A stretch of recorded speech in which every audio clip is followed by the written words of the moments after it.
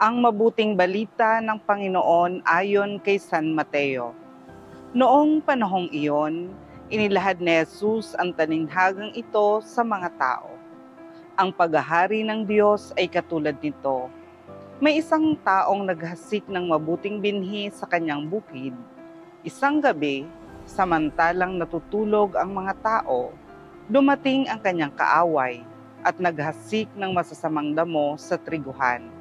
Nang tumubo ang trigo at nagkauhay, lumitaw rin ang masasamang damo.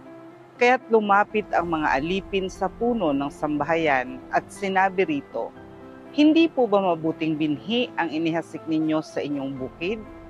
Bakit po may damo ngayon?" Sumagot siya, "Isang kaaway ang may kagagawan nito." Tinanong siya ng mga utusan, "Bubunutin po ba namin ang mga iyon?" "Huwag," sagot niya, "baka mabunot pati trigo. Hayaan na ninyong lumago kapwa hanggang sa anihan. Pag-aani, sasabihin ko sa mga tagapag-ani, tipunin muna ninyo ang mga damo at inyong pagbigkis-bigkisin upang sunugin, at ang trigo'y inyong tipunin sa aking kamali."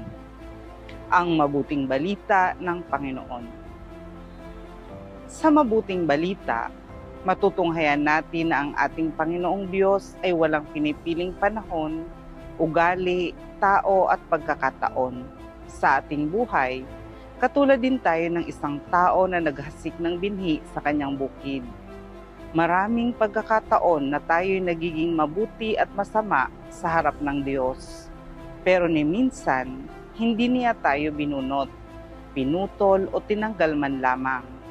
Hinahayaan tayo ng Diyos na lumago kasama ang masamang damo hanggang sa anihan. Sapagkat ang tao ay katulad din nito. Sa huli, sa Diyos pa rin ang magpapasya kung saan tayo mapapabilang. Sa binigkis na susunugin o sa trigong titipunin sa kamalig.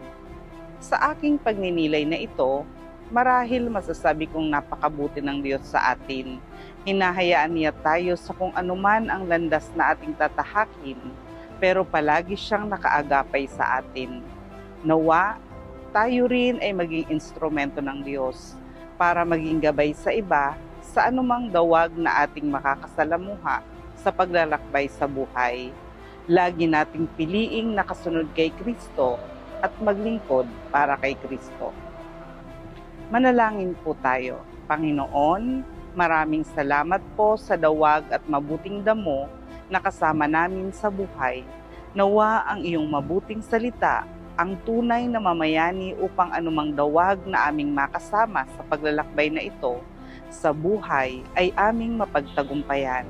Salamat Panginoon sa biyaya ng kalakasan, kapanatagan at kababaang loob, sapagkat ang lahat ng ito ay magiging daan upang sa dulo sa iyo kami pumisan. Hinihiling namin ito sa pangalan ni Jesus na aming Panginoon.